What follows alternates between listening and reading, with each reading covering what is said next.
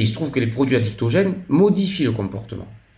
Et de manière violente, massive, profonde souvent. Il y a ce qu'on appelle le cube des addictions.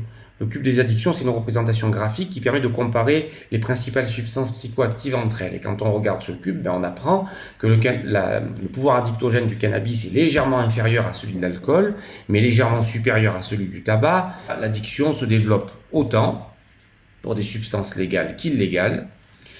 L'alcoolisme et le tabagisme restent le problème addictif numéro 1, encore en 2023, en termes de nombre de personnes concernées. Et pourtant, ce sont de substances légales.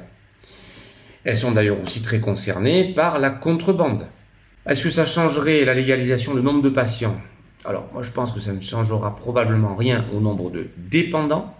Mais par contre, ça va augmenter, et tant mieux, le nombre de personnes qui pourraient venir voir des addictologues ou leurs médecins traitants, pas forcément l'addicto d'ailleurs, pour se poser des questions sur leur consommation dans une étape avant la dépendance. Et ça pourrait être un effet bénéfique de la légalisation parce que donc la parole circulerait mieux, ça serait moins tabou, moins stigmatisant.